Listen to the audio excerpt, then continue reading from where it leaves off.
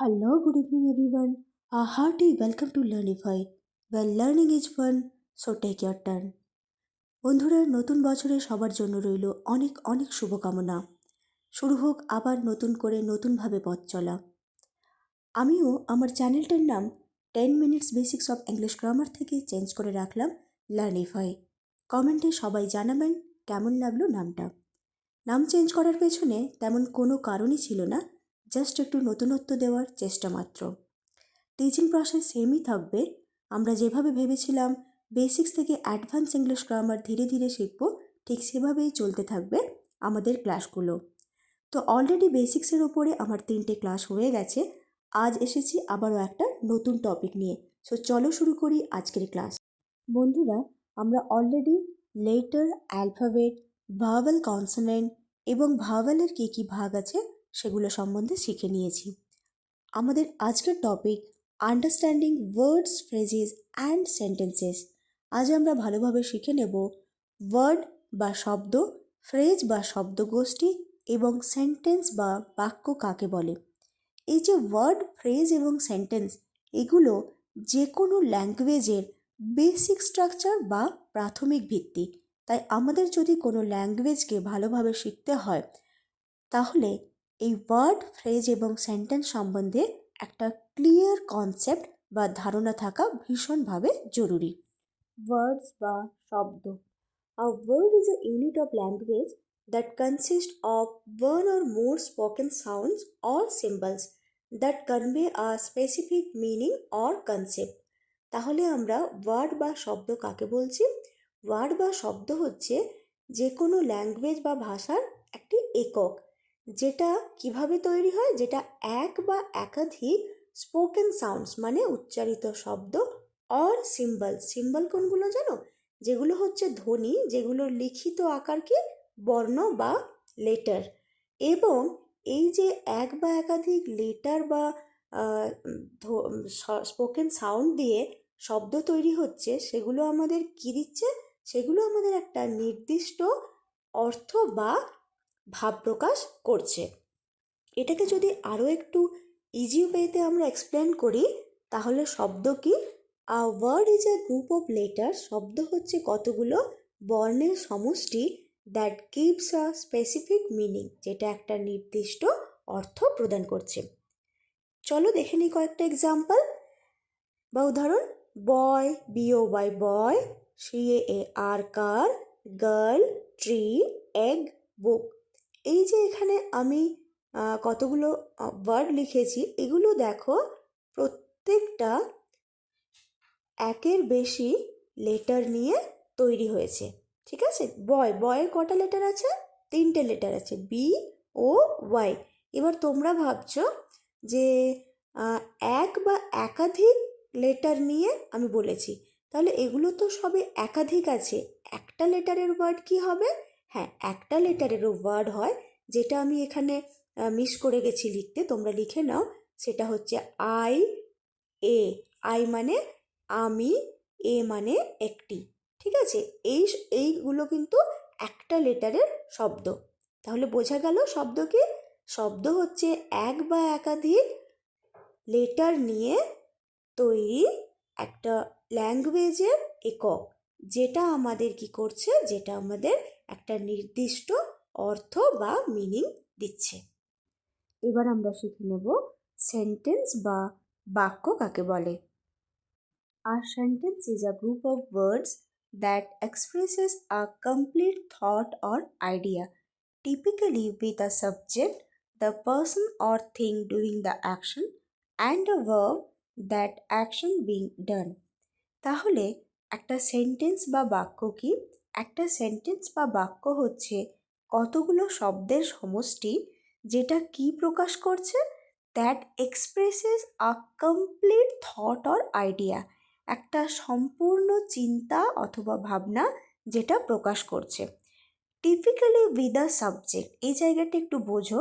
Typically with a subject, subject মানে হচ্ছে the person or thing doing the action. একটা বাক্যে যে ব্যক্তি বা বস্তু কোনো কাজ করছে, সেই ব্যক্তি বা বস্তুকে আমরা কি বলি? সাবজেক্ট। ঠিক আছে? তো একটা সেন্টেন্সে কি থাকবে, একটা সাবজেক্ট থাকবে অ্যান্ড আ ভার্ব। ভার্ব মানে কি? ভার্ব মানে হচ্ছে দ্যাট অ্যাকশন বিং ডান, এবং যে কাজটা করা হচ্ছে সেই কাজটা। এই সাবজেক্ট এবং ভার্ব সম্বন্ধে আমি পরে আরও বিস্তারিত আলোচনা করব। শুধু এখন জেনে রাখো সেন্টেন্সের সংজ্ঞা বা ডেফিনেশন হিসেবে। তাহলে আমরা কি জানবো? সেন্টেন্স বা বাক্য হচ্ছে কতগুলো শব্দের সমষ্টি, যেটা আমাদেরকে একটা সম্পূর্ণভাবে চিন্তা বা ভাবনা প্রকাশ করছে, এবং এই সেন্টেন্সে একটা সাবজেক্ট এবং একটা ভার্ব থাকবে। এবার আমরা যদি সেন্টেন্স বা বাক্যের উদাহরণ দেখে নিই, তাহলে আমরা দেখছি এখানে আই অ্যাম আ গার্ল, আমি একটি বালিকা। এবার আমি এখানে কতগুলো শব্দ ব্যবহার করেছি? আই অ্যাম এ গার্ল, 4টি শব্দ। তাহলে তাহলে শব্দগুলো নিয়ে কি তৈরি হচ্ছে? একটা সেন্টেন্স বা বাক্য তৈরি হচ্ছে, এবং এই শব্দগুলো পাশাপাশি বসে একটা নির্দিষ্ট অর্থও প্রকাশ করছে। এবার একটা জিনিস খেয়াল করো, যদি আমি এই শব্দগুলোকে উল্টোপাল্টা করে দিই, বা আমি লিখি আই গার্ল এ, এরমভাবে যদি লিখি, তাহলে কি কোনো নির্দিষ্ট অর্থ প্রকাশ করছে? তখন কিন্তু নির্দিষ্ট অর্থ প্রকাশ করছে না। যদিও বা একাধিক শব্দ পাশাপাশি বসেছে, কিন্তু সেটা বাক্য বা সেন্টেন্স তখন হবে না। তাহলে বাক্য বা সেন্টেন্স হতে গেলে কি কি শর্ত পূরণ করতে হবে?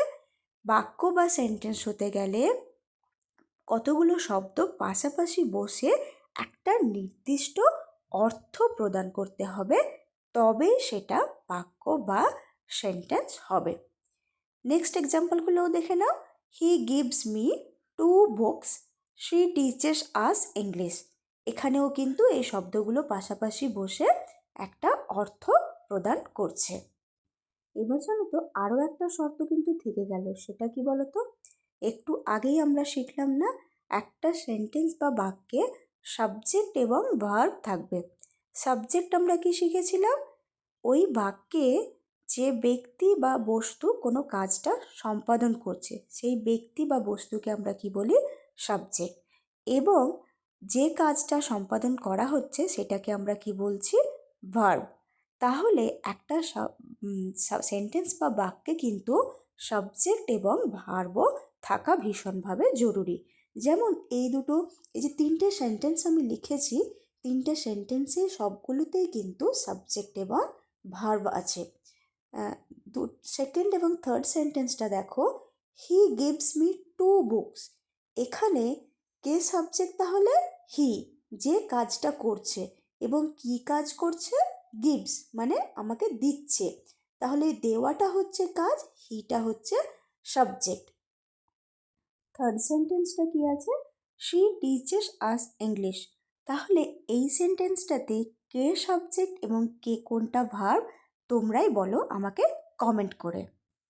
এবার আমরা আরও একটা গুরুত্বপূর্ণ টপিক, ফ্রেজ বা শব্দ সমষ্টি কাকে বলে সেটা ভালো করে জেনে নেব। Phrase: a group of words which make sense but not make complete sense is called phrase. Phrase doesn't necessarily have a subject verb structure but still conveys meaning. তাহলে ফ্রেজ বা শব্দ সমষ্টি বলতে আমরা কি বুঝছি? ফ্রেজও কিন্তু বাক্যের মতো আ গ্রুপ অফ ওয়ার্ডস, কতগুলো শব্দের সমষ্টি। সেটা কি করছে? উইচ মেক সেন্স, যেটা একটা ধারণা দিচ্ছে, but not make complete sense is called phrase, কিন্তু পুরোপুরি ধারণা দিচ্ছে না। এবার বাক্য হওয়ার কি শর্ত ছিল? গ্রুপ অফ ওয়ার্ডস থাকবে এবং একটা পুরোপুরি ধারণা দেবে। কিন্তু ফ্রেজের ক্ষেত্রে একটু অন্যরকম, গ্রুপ অফ ওয়ার্ডস ঠিকই থাকছে, কিন্তু সেটা পুরোপুরি ধারণা না দিয়ে কিছুটা হালকা ধারণা দিচ্ছে। এবং সেন্টেন্স বা বাক্যে সাবজেক্ট এবং ভার্ব থাকা জরুরি বা আবশ্যক ছিল, সেটা কিন্তু ফ্রেজে থাকছে না। ওকে, এবার আমরা ফ্রেজের কতগুলো এক্সাম্পলস দেখে নেব। দেখো আমি 4টে পয়েন্ট দিয়ে লিখেছি। In the morning, at the door, the big red car very happy. তাহলে দেখো প্রথমে আমি যেটা লিখেছি তিনটে শব্দ আছে, মানে এটা গ্রুপ অফ ওয়ার্ডস। যখন একের বেশি থাকছে সেটাকে আমরা গ্রুপ বলছি। তাহলে ইন দ্য মর্নিং তিনটে শব্দ নিয়ে একটা গ্রুপ অফ ওয়ার্ডস তৈরি হচ্ছে, শব্দ সমষ্টি। কিন্তু এটা এই যে ইন দ্য মর্নিং বলছি, এটা কি আমাদের একটা কমপ্লিট সেন্স দিচ্ছে? কমপ্লিট সেন্স দিচ্ছে না, বা পুরোপুরি অর্থ প্রকাশ করছে না, এবং এটাতে সাবজেক্ট এবং ভার্ব নেই। তাই এটাকে আমরা সেন্টেন্স বলতে পারি না। এটাকে আমরা কি বলবো? ফ্রেজ। কারণ এই ইন দ্য মর্নিং বলতে মর্নিংয়ের সময় বা সকালের সময় কিছুটা বোঝালেও এটা কিন্তু পুরোপুরি একটা অর্থ প্রদান করছে না। এবার সেমভাবে দেখো অ্যাট দ্য ডোর, আমি যদি বলছি অ্যাট দ্য ডোর, আমি একটা হালকাভাবে একটা মানে বুঝতে পারছি যে দরজার কাছে কিছু বা কোনো কিছু, কিন্তু কে আছে দরজার কাছে, কি আছে, কি হচ্ছে, সেটা কিন্তু আমরা বুঝতে পারছি না। দ্য বিগ রেড কার, সেমভাবে বিগ রেড কার একটা বড় লাল গাড়ির কথা বোঝানো হচ্ছে ঠিকই, কিন্তু গাড়িটা কোথায়, কি করছে বা কে চালাচ্ছে, এগুলো কিন্তু আমরা কিছু বুঝতে পারছি না। ভেরি হ্যাপি, খুব খুশি, ঠিক আছে খুব খুশি বুঝলাম, কিন্তু কে খুশি, কিভাবে খুশি, এগুলো তো আমরা বুঝতে পারছি না। তাই এটা কমপ্লিট মিনিং আমাদের দিচ্ছে না। এই জন্য এই গ্রুপ অফ ওয়ার্ডসগুলোকে আমরা কি বলবো? ফ্রেজ। আমরা কিন্তু এগুলোকে সেন্টেন্স বলবো। ওকে, তো চলো তাহলে আজকের ক্লাসটা আমরা রিক্যাপ করে নিই, কী কী শিখলাম।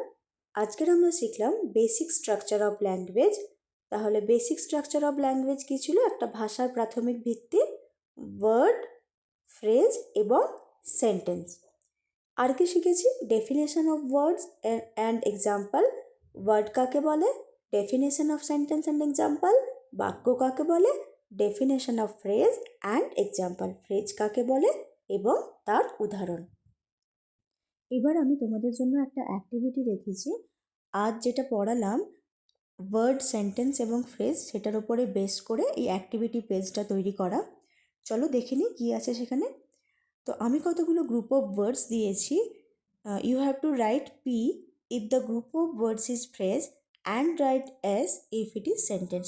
যদি সেই গ্রুপ অফ ওয়ার্ডগুলো পি হয় তাহলে তোমরা গ্রুপ অফ ওয়ার্ডগুলো ফ্রেজ হয় তাহলে তোমরা পি লিখবে, এবং যদি গ্রুপ অফ ওয়ার্ডসগুলো সেন্টেন্স হয় তাহলে তোমরা কি লিখবে? এস। ঠিক আছে? তো চলো তাহলে আজকের মতো ক্লাসটা এখানেই শেষ করি। আবার পরের দিন দেখা হবে। তোমরা কিন্তু কমেন্ট সেকশনে উত্তরগুলো জানিও। So thank you all.